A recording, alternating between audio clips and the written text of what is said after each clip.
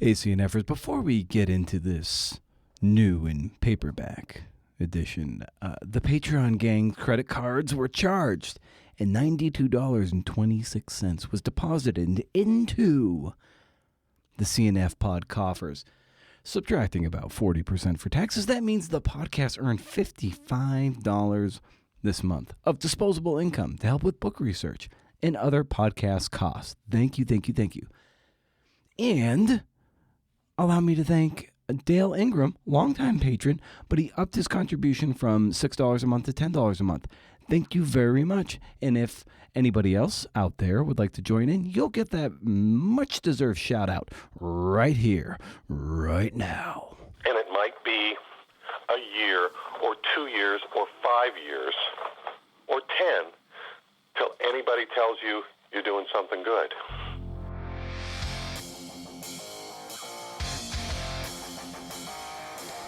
All right, okay. How's it going, CNFers? Last week I was a bit of a bummer, but you know, that happens. That happens. I have a Hop Valley pineapple stash. Hey, it's CNF Pod, the creative nonfiction podcast, a show where I speak to badass people about telling true stories. I'm Brendan O'Mara, but then again, you knew that. Shoot. It's another paperback podcast. I like these. I still have to edit them because I try to cut them down. And then it's awful painful to go listen to me from 8 years ago. This is my very, very first conversation with Glenn Stout. Originally episode 14, published in 2015. Oh my God, we were just kids. I'll never forget how nervous I was ahead of this one. Yeah, Glenn was the series editor of Best American Sports Writing, which has since become Year's Best Sports Writing, and he's sort of pulled back from his influence in that somewhat. And it was an anthology and is an anthology that I worshipped and worship and desperately wanted to be in. It's not going to happen, but that's a me problem and a talent problem. I consider Glenn a pal now, and he puts me in touch with some writers who have books coming out, and a couple will be coming on the show in the ensuing months once I read their books. Glenn has counseled many a writer. He's kind of like the Rick Rubin of editing. He's the author of The Young Woman in the Sea, which is being adapted into a movie starring Daisy Ridley for Disney+. Tiger Girl and the Candy Kid, The Pats, The Selling of the Babe, and like 100 others. And I'm not exaggerating. I'm not being hyperbolic when I say 100 others. His name is on more than 100 books. Or maybe it's 100 books. Either way, look it up, bro. Having trouble breathing? Visit glennstout.com and maybe hire him to help you with your floundering baseball memoir. Working with Glenn is like getting a real-world MFA. This episode, we talk about effort. I often refer to that a lot. Came from this one. About what you can control, why we always tell stories, and intuiting the story that emerges from the research and the writing. I cut out what was no longer germane, and a lot of my stupid voice. You're welcome. So here's the Paperback podcast with... Oh, I'm sorry. Before we get to that, I do have a parting shot at the end of this. I know. Expect that in a moment. Okay. Here's Glenn Stout, a pal, brilliant writer, brilliant editor, just a good CNFing dude. I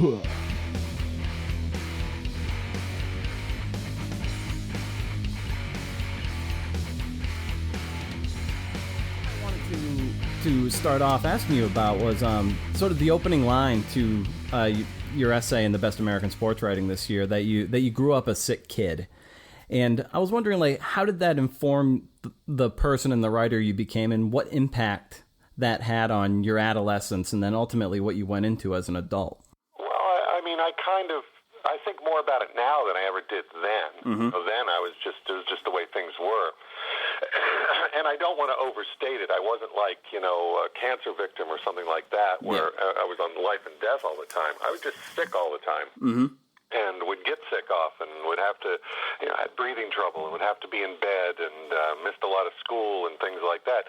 I think it just, leads you to having somewhat of a more internal life, and that leads itself to books and reading.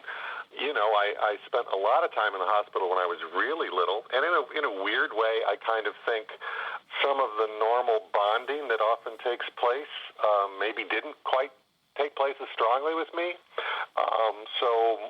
I found my bonds elsewhere emotionally, and that would be, in the imagination or to other things. I mean, I was, this baseball-obsessed kid from the time I could walk. Nobody could ever really explain it. I spent, so much time, buried under quilts, reading stacks of books, with mindless television on in the background. I think, as I got older, slowly I also got healthier. I really wasn't sick too much once I reached junior high and high school, not nearly as much as I was before, because I was also very vigorous. I was a big kid, always doing sports. It's not like, I had extended periods where I couldn't do anything, but these would be weeks and week-long, 2 weeks. Once I had mono, and it was like 6 weeks. Once again, it made, adolescence a little awkward because you don't feel totally comfortable with who you are, because in the back of your head, you think there's something wrong with you. In the back of your head, you think you're probably not going to live a long time. Yeah. I mean, all these crazy kid thoughts that would go through your head. So, yeah. So all that informs it in a way, and just led me to spend a lot of time in books and a lot of time reading and, a lot of time imagining. And when you live in the interior world, I think you kind of become a little obsessed about how you express yourself. Right, and when you were 14 and that kicked in, was there a mentor or a teacher that? No, not really. I mean, I've described the moment before, and there was an assignment in 8th grade to basically cut pictures out of magazines and illustrate them with poems. And for whatever reason, my brother had an anthology at home. My brother was 4 years older, and it was Langston Hughes.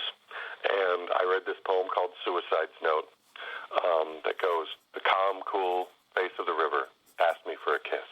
And, it's that image, gazing into the water. For whatever reason, I saw that.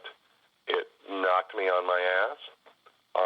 I couldn't believe that something could do that. It almost makes me tear up every time I think about it, because that's a Tory moment that, pitched me sort of headlong into words in one way or another. I mean, I was probably the only 14-year-old kid in rural Ohio who was reading the simple stories by Langston Hughes when they were 14 years old. But, I read Hughes, and then I read, writers related to Hughes and writers related to those writers, and sort of on my own from the age of 14 to 18, worked my way through 20th century American literature, particularly poetry. And that was kind of without instruction, except for this used bookstore in Columbus, Ohio, called My Back Pages, where these the two hippies who ran it were really indulgent and would let me roam the bookstore for hours. And it wasn't a very big store. So I actually just contacted one of the guys recently and thanked him for that, because it was such a transformative thing to be able to go somewhere where you could be surrounded by words, and this word life had some currency. Huh. What were those exchanges like with them? They'd see what I was buying and have you read this? Have you read this? You might like this. Just very, very, not very aggressive, but they took me seriously, too. It wasn't, "Hey, kid, stop on over the books." Yeah. And that was just very, very helpful at that time. Was that one of the earliest times that someone was taking you seriously and your reading seriously? And what kind of? I think so. I mean, I also had a wonderful teacher in high school who was she was barely older than we were, and she was the journalism teacher, and I was involved with the school paper. We actually called it a news magazine then. And, she really liked me. She basically let me do whatever I wanted and write as much as I wanted. wanted. And, there were times where, I wrote almost every word in the newspaper, so it seemed at that time. And, and that was just very important because, she paid attention to me and she let me know that she thought I was talented at what I was doing. That made a difference, and then gave me opportunity to do it. I mean, and to this day, the only journalism class I ever took was in high school. So that was, that was all hugely important because even then I kind of realized what I was getting in class was relatively meaningless. Yeah. The teachers didn't know very much. I realized I was better read than they were in 20th century American literature by the time I was about 16. Because I'd ask them about people and they'd look at me like I was from Mars. They might be able to talk about Mark Twain, but it's pretty much stopped there. Right. In the meantime, I'm reading, Charles Olson and Jack Kerouac and, William Burroughs and, just a lot of crazy whacked out stuff and a lot of much more contemporary stuff. Right. Now, why do you think you were drawn to sports as a backdrop for a lot of your writing? Well, I think, that sort of happened by accident. I went through college as a creative writing major and was very heavily involved in writing poetry. And after I got out of college, I was involved in the poetry scene in Boston a bit and was really into that. And, you're always told to kind of combine the things you like, sort of on a lark, sort of for fun. I think it was like 1982 or 1983. I decided that on opening day, I would combine two things I liked, poetry and baseball. And I would go outside the Green Monster at Fenway Park on opening day, starting about 9 o'clock in the morning. The game started, I think, at 1. And I would read baseball poetry. And so I got an old baseball uniform, and a friend loaned me a little pig-nosed battery-operated amplifier. And I went out there with a binder full of poems, and I read baseball poetry in uniform while drinking a massive 2-liter bottle of Bloody Marys. I sent out press releases ahead of time. Wow. And oddly enough, people profiled me, people interviewed me, and nobody hit me. I got jeered some, I got cheered some, but the response was actually pretty positive. And I ended up doing that for 9 years. And a couple of times, friends of mine joined me. I ended up on TV a lot. I ended up on radio a lot. I also ended up meeting people there. I met Bill Littlefield of NPR's Only a Game. Yeah. Right when he was getting started, because he did a story on me. I met the late George Kimball, sports writer for the Boston Herald that way. I met some friends that way. It was kind of a nutty kid, crazy thing to do, but it was the two things, combining two things. And I thought, well, maybe there's something to this. And it wasn't long after that, a couple of years after I started doing that I kind of stumbled onto this intriguing sports story about why the Boston Red Sox manager killed himself in 1907. I thought it was interesting. Mm-hmm. I worked at the Boston Public Library at the time. I could research the story in the old microfilm newspapers because we had them all, and at that time there were 8 or 10 daily newspapers in Boston, and I kind of sort of figured out what happened. I thought it was a great story. Well, what do I do with this? I'll write a story about it. I'll try to sell it. How do you do that? I looked at a book that said how to be a freelance writer. Okay. This is how you write a pitch letter. Okay. Sent it off to 2 places. The Boston Globe Sunday Magazine sent me a mimeographed rejection letter. I always tell people it was mimeographed because that places it in time, because, mimeographs are artifacts now of an earlier age. Boston Magazine, the editor asked me to come see him. And I've written about it a number of times, and I went in and I talked to him for an hour, and he decided to take the story on spec. And as I was leaving his office, he said, "You can write, can't you?" Because I had no clips. And I said I could. About a week later, after staying up, I'm still working full-time, staying up nights and going in early and doing more research and then writing it out longhand 4 or 5 times. I went into the library, used the IBM Correctable Selectric typewriter because I'm not a touch typist. I'm still not. I just use a couple of fingers. I typed it up. I turned it in. They bought it, and he said, "What do you want to do next?" And I've never been without an assignment. I realized then that this was it was a lane I enjoyed, kind of sports history, and that the kind of research I was doing not many people were doing it. And I was able to kind of duplicate that story, that process, over and over and over and over again. And to a degree, I still do. Because a lot of people don't want to put in the hours of research that that historical work needs. I enjoy it, so it doesn't bother me. But, sometimes you sit in front of a microfilm machine for 2 weeks. I enjoy that. Yeah, and I think there's also a fear that that you can do a lot of research, maybe weeks and months of research, maybe more accurately is weeks, and come away with nothing. So you feel like you wasted a lot of time too, and maybe people don't. There's such an urgency to try to get your work out there and get your work published that you almost don't. That people don't want to like put in that initial pre-reporting, pre-research with that uncertainty. Maybe. I just didn't know any better. I only knew one way to do it, and there's hardly anything that I ever did much research on that never turned into anything. I think I basically sold everything I ever wrote, and I didn't realize that was a difficult thing.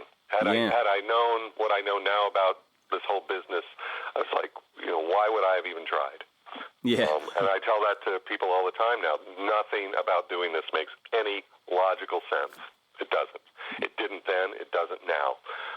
Nevertheless, people continue to do it.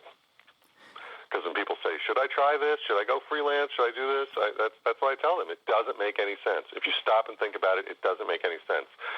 But people do it all the time.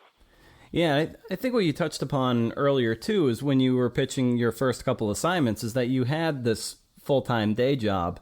And I think that's really important to note that that's not uncommon for people to have that. I get a little frustrated sometimes when I hear from younger writers, who are 24, 25, who are frustrated that they, don't have a full-time job doing this, that they're not, pulling down $100,000 writing for somebody. I didn't write that first story until I was 27 years old. I was out of college 5 years. Yeah. And I get, people who are frustrated, who are 25, 26, and have already have an arm's length worth of clips, and I try to tell them, you are so far ahead of me, it's unimaginable. Yeah. So, there's something to be said for patience. And I never had a full-time job doing this until the last couple of years. Yeah. That was never something I really thought of. I mean, I was, and I have been extraordinarily lucky. There's no question about that. But the other thing, you can only control one thing, and that's your effort. Mm-hmm. I did work really hard. I have worked really hard. Sometimes people hear that and they go, oh, God, here we go. It's the old, pull yourself up by your bootstraps bullshit. But it's like, there's one thing you can control, and that's your effort. You can't control anything else. Anything else. So, control what you can, and, if the work itself to a point isn't the reward, you shouldn't be doing it anyway. If you need somebody to hand you a check to make sure when I say I didn't publish anything until 27, that didn't mean that I didn't write between the ages of 21 and 27. I wrote all the time. Yeah. I wasn't writing prose necessarily, but I was writing. No one was handing me a check. No one was telling me to do it.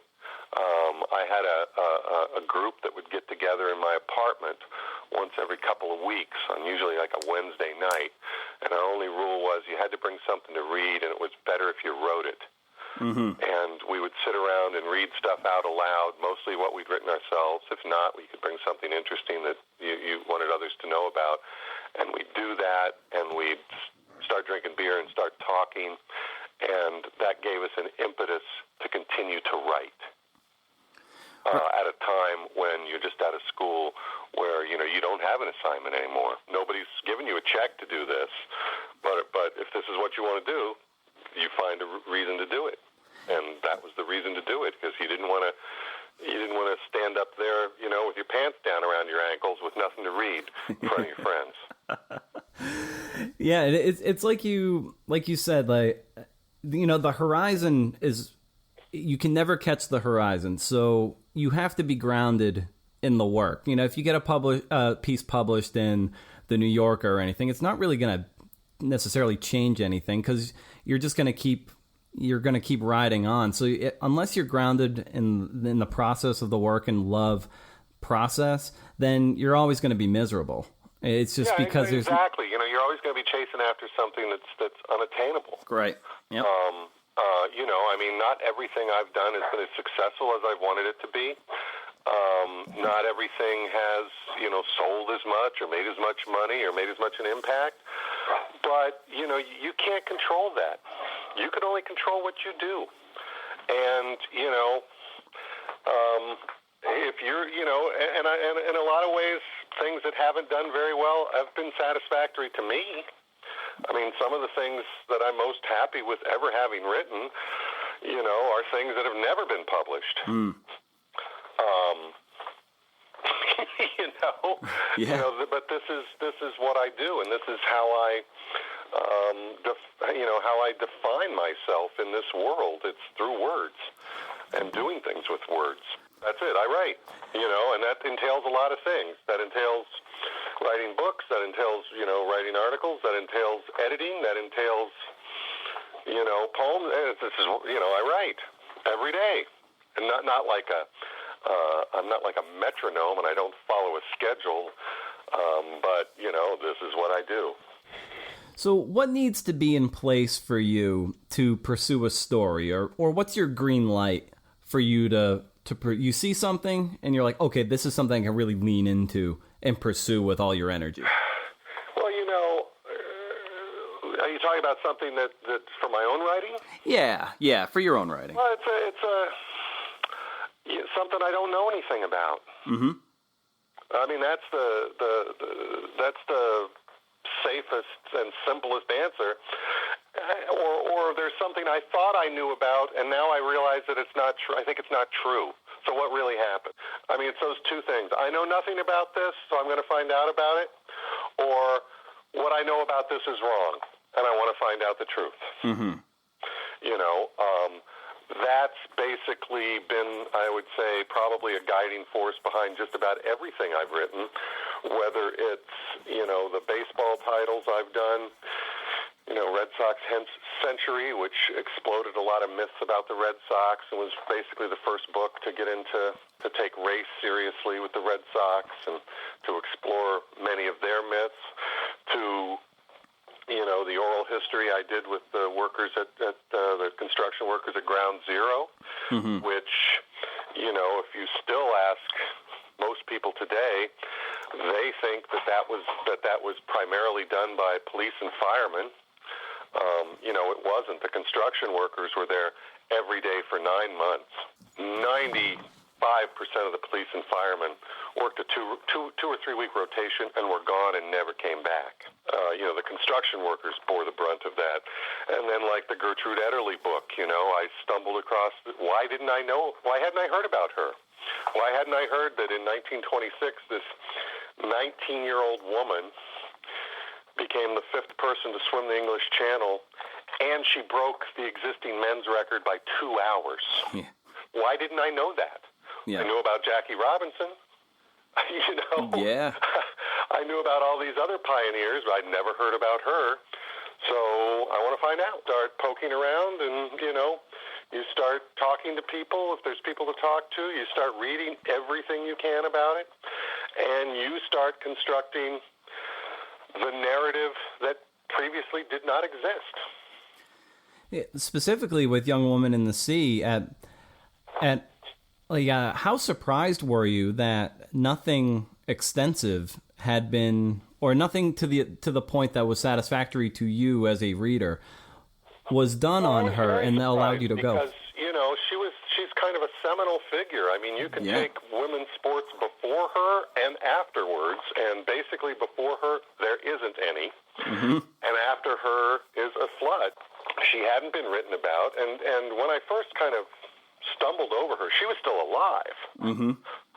She was well up into her 90s, but she was still alive. That may have had a part to do with it, why no one had written about her. I don't know. She'd stayed out. She'd lived a very private life and stayed out of the limelight, and people just weren't looking backwards very closely. So I really don't know. Now, of course, as soon as I decided to do a book, two other people did too. Yeah. Which is always, you always run into that too. But, I just went ahead regardless. I love how you started that book too with that that sort of gripping scene of just these people who can't swim. One of the reasons why that story had never been told is because it's kind of you had to know a lot just to even tell it. Mm-hmm. And one of the things you had to know was that basically before the turn of the century is that people in the West did not swim. Very few people knew how to swim.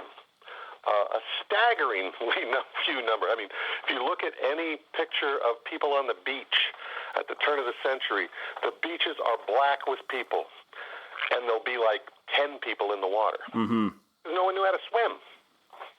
And part of it was cultural, and part of it was moral, particularly with women, and women in particular didn't swim. So I felt the reader needed a lot of education just to realize how amazing this was, and put it in the context of the era of when people were arguing, that women couldn't run more than 200 yards. Yeah. That you're a woman, you weren't even supposed to sweat. And here's this, partially deaf 19-year-old, and she swims across the English Channel. Kind of amazing. Yeah. So, what was your, what's your approach to the research and the writing? Once you're into the story, like, what does your day kind of look like as you go forward with a project? Well, I mean, if you have to go somewhere to do research, that's a different thing. Like if I have to go into, Boston to use the library or New York or somewhere else, you go to these places and you go into the library or wherever where the research materials are, and you go in at 9 a.m. and you come out at 5, and you do that because you have to make use of that time. In general, now, if I'm working on a book, what I like to do is I like to work first thing in the morning, for one, mm-hmm. and I like to put in several hours and then take somewhat of a break, and then every time I go back to the material, I always go a couple of pages, maybe 500 words back to what I just written, and I revise forward, and that puts me back into the flow, and then I continue to write. Myself, my pace, I think it's important that every writer learns how they work. Mm-hmm. It's useful to hear how other people work, but just because one person is so disciplined that they write 1,500 words by 5:49 every morning, and you don't do that, doesn't mean that you're not a writer. Yeah. Neither does it mean if you don't stay up all night and write on your bed that you're not a writer, or sit in a coffee shop. You find what works for you. Mm-hmm. And I found what worked for me. And for me, it's like, hey, I can get 2,000 good words out a day. I can do more, and I have, but they're not going to be good ones. And in the long run, I'm going to have to go back and spend just as much time to get to the end. If I write 8,000 words in one day, that's going to take me 3 or 4 days to fix. Yeah. If I do about 2,000 a day, that works. So you just, you put your head down, you organize your notes in the way that you're comfortable with. I mean, Wright Thompson has these elaborately organized binders. That's great for Wright Thompson. Mm-hmm. I got piles of stuff stacked all over the place. Yeah. That's really efficient for Wright. My way is really efficient for me. It doesn't mean his is better. It doesn't mean mine's better. Mm-hmm. Find what works for you. And then don't get hung up on how other people do things. Certainly if you find somebody does something that's useful for you, adopt that method. Steal that idea, sure. Find what works for you, and then just go forward with it. For me, it's like, you organize things sort of in order by time, and you try to tell that story. Absolutely. Try to find the story in the mass of stories you have. Every story is made up of a lot of little stories. Yeah, and then it's just a matter of linking them, and then voila, you have narrative. Well, linking them or sometimes seeing the larger story in those little stories. Yeah. The larger story often isn't in the little stories.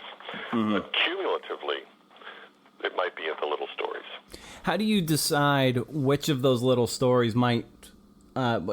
isolated doesn't feel like it belongs, but in the grand picture, it makes sense? For me, there's just an organic feel to it. I mean, you know, when you do a book proposal, you have to write an outline, and I do one.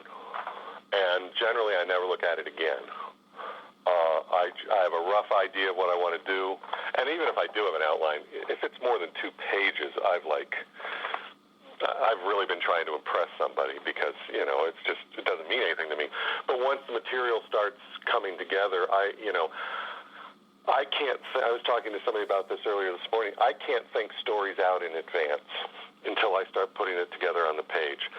That's the time when, for me, and other people might be different, connections start being made. Start seeing what resonates. You start seeing what speaks to itself in the story. You start seeing a narrative come out. It might not be the exact one you thought that was there, and that's fine. I think there's a lot to be said for making sure that you allow creative, organic discovery and evolution to take place, rather than trying to be this controlling dictator who's going to force a story to a place where it doesn't want to go. I talk to writers about that a lot. You always write what is. You don't write what you want. Okay? A lot of people get in trouble trying to write what they want rather than writing what is. I never have an issue with a writer who the story changes. And they say, you know, I thought it was going to be this, but when I got there, it's this. Is that okay? I'm like, that's absolutely okay. The last thing I want is a story that you're making into something that it's not. So, I mean, and that's kind of a feel thing from just practice, is you've had that happen with stories, and you just start to detect the narrative, the important narrative. So what brings you back, or what inspires you as an editor and a writer? Boy, you know, I keep it simple. I think the goal of anything you write, and the goal of anything you read, is you want to read it again. You don't want it to be just something pleasant that goes by. Yep. You want it to be something that makes you lose yourself in it and read it again. That's the stuff. You know, people say, how can you keep doing the sports writing book? My God, you have to look at all this stuff. How can you keep on doing it? Because every month or so, every couple of weeks, a story makes me go, whoa. And, you know, and I forget how much time I've just spent reading it. It might have been 10 minutes. It might have been 20 minutes. I mean, because the best work takes you completely, you know, you lose yourself in time with it. And it's timeless. I mean, I'll never forget, there's a poem by Theodore Rutke, who's one of my favorite poets.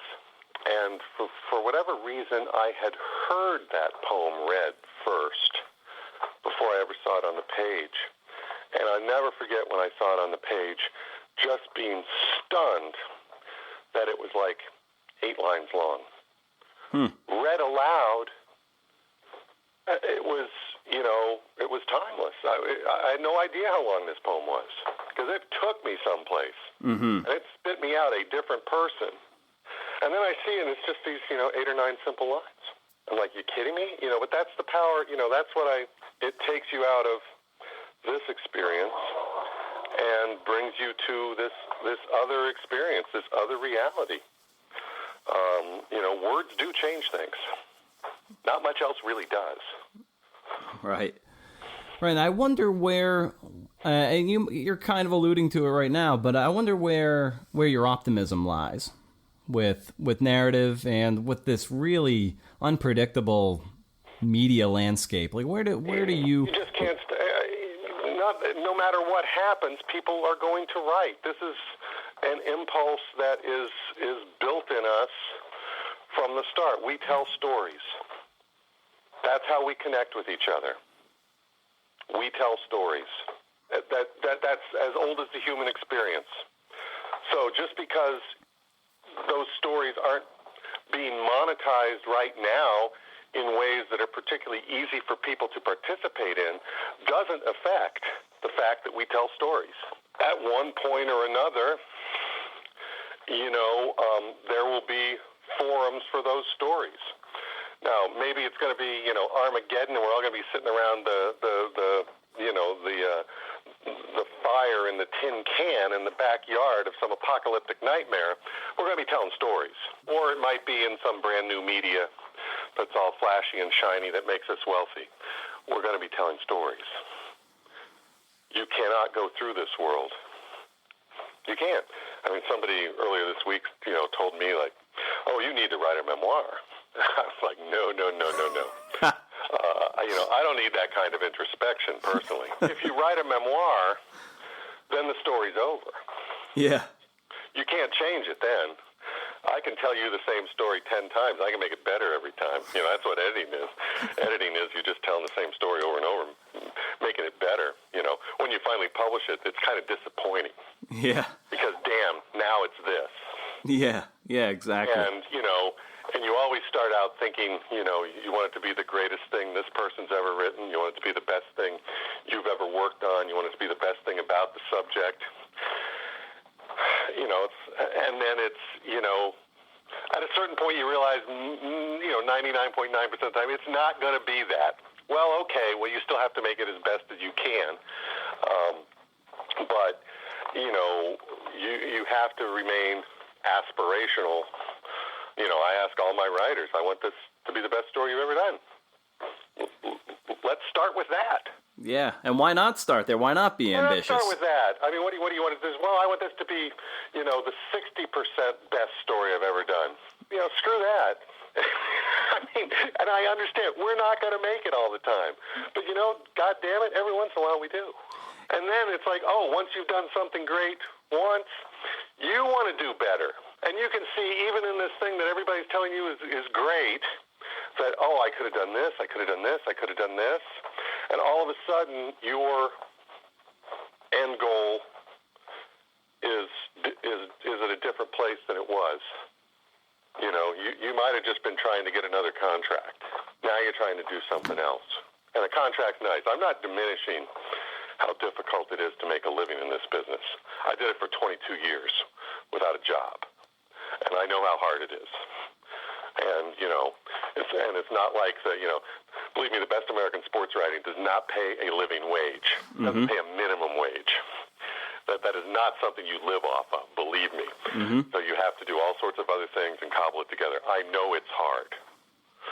Okay, but as I said before, you can control how hard you work, and you can try to tell the best story you can.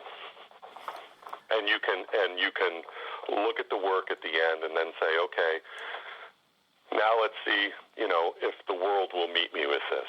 I mean, I had an early writing teacher, Robert Kelly at Bard College, a poetry teacher there. He told us all not to worry about publishing anything. He says, as long as you share it with people, he says, if it's good enough, it will end up published.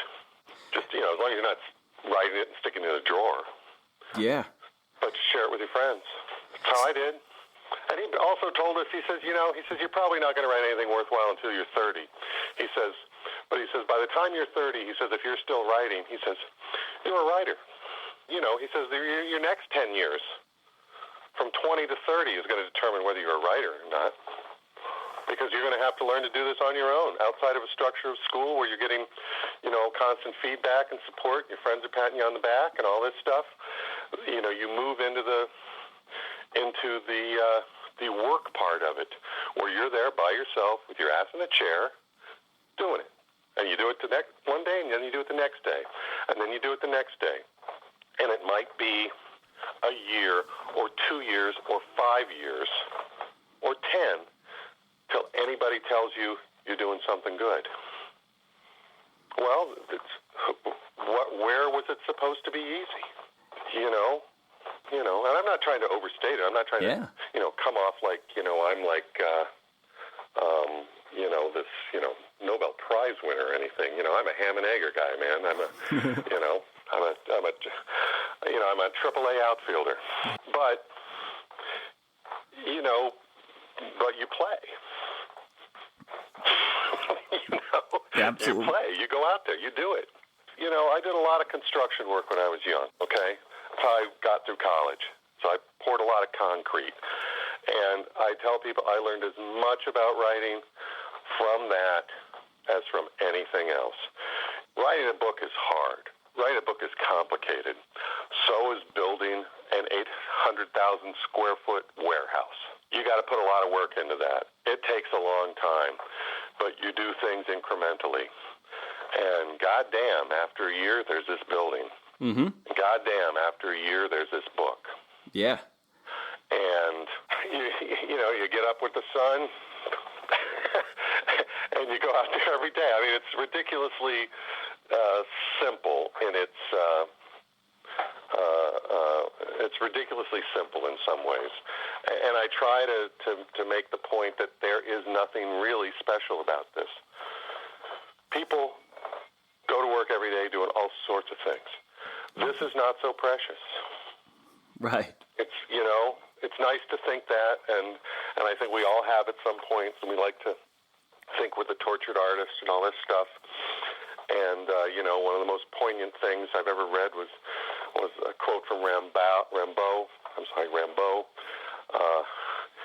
who gave up writing at like age 20. And he said something like, nobody's serious at 17. Because he was, and nobody else was. And it's easy to feel that way, and it's easy to feel shut off. And it's easy for people to say, well, Glenn, that's easy for you to say you've done this, that, and the other thing. But, it's not, believe me. There's a lot of staring at the abyss. You don't know what's next. Right. And, Stephen King or somebody, you got enough money, you don't have to worry about it. But for the rest of us, there's always the anxiety of what comes next. And it's really no different. Scarier a little now because I actually do know how hard it is.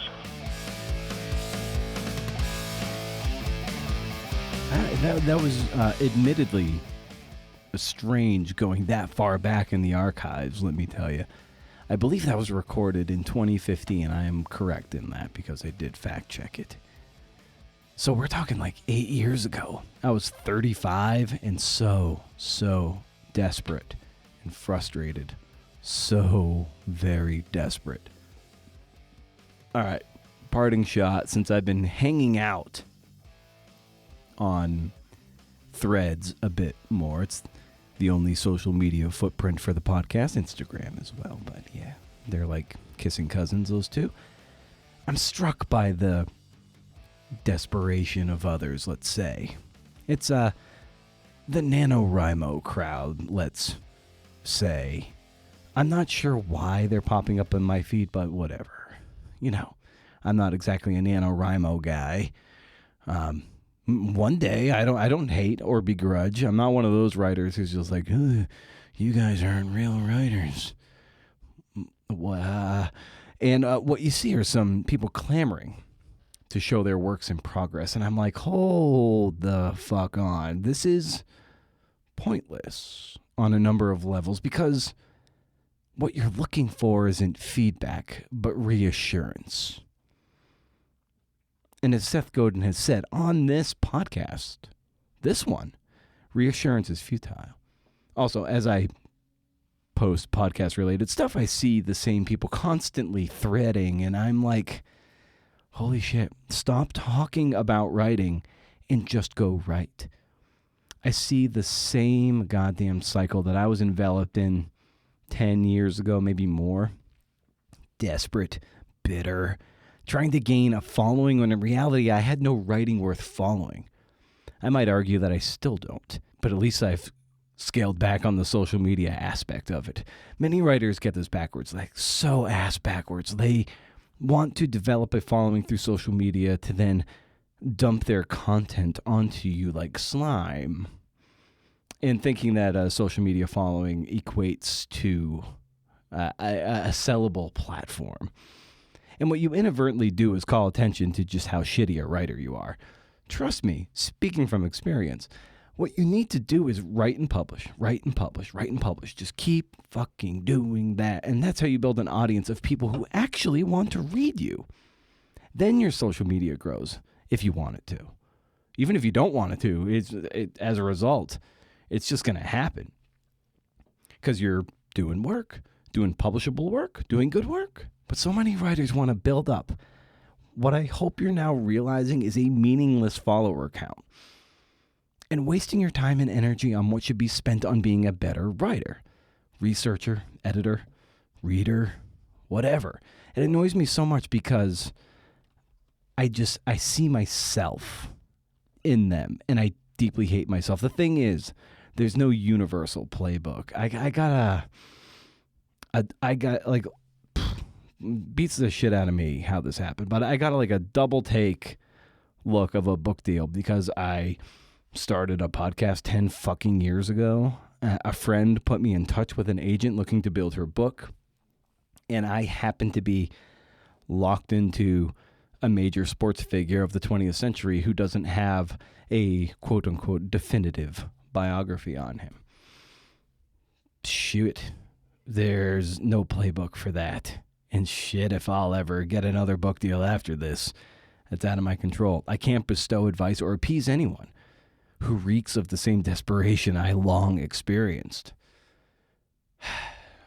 There's only this, man.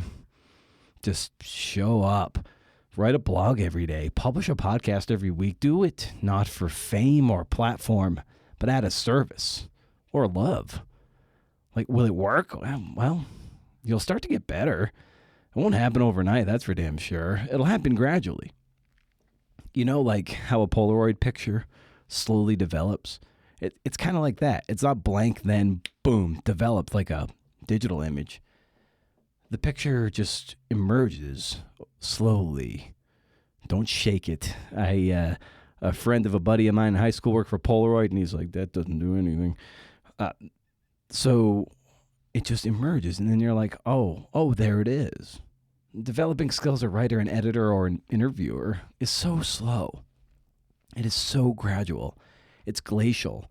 I'm going to mix metaphors. That's a good name for another podcast, the Mixed Metaphors podcast. It's like glacial retreat. It's just like you take these snapshots over the years, like, holy shit, it used to be there, and now it's way up there, and it's kind of toasty in here. It's so slow, but you don't realize, and then you look behind you, and you look at all the wreckage, and you're like, whoa, look at that. It's like what Glenn said in this episode that I hope you listen to all the way through. All you can control is your effort. There's no pressure cooker for this shit. There's no way to expedite, but there sure as fuck are ways to slow yourself down. Speaking from experience, comparing yourself to others, excessive social media use, or not even use, but just like scrolling, and you're like, and you just allow shit to get into your bloodstream, posting about writing instead of writing, convincing yourself you're cultivating a community online when you're just wasting time. And at the end of the day, it's eating a bag of potato chips, man. It's another day lost, another day you'll never get back, and you feel bloated and shitty. I mean, when I see people post this stuff on Instagram or Threads, it shouldn't bother me, but I let it bother me. It bothers me because of the shame I feel for my former self. All that wasted time and effort on the wrong things. I wish I had someone to tell me how much research goes into even the most basic of pitches. How much research you really should be doing ahead of a book proposal. How to write a good pitch, or how to find editors, and how to do mercenary work that affords the luxury of doing the narrative work you want to post on social media. Or that social media is going to make you feel so bad about who you are and where you are that you'll likely waste years of your life worrying about the wrong bullshit. Reassurance is futile. Saying that again. We can control our effort, just like Glenn said, and we can surround ourselves with real people who will give us hard truths to make us better, and we will finish the essay or the book. Toast to its completion, celebrate that, please. And then while the embers are still burning down on the filter, light the next cigarette and keep going, man. Fuck, I didn't see much of this coming when I started this parting shot, but I'm kind of glad I got it off my chest. So stay wild, CNFers. And if you can do, interview. See ya.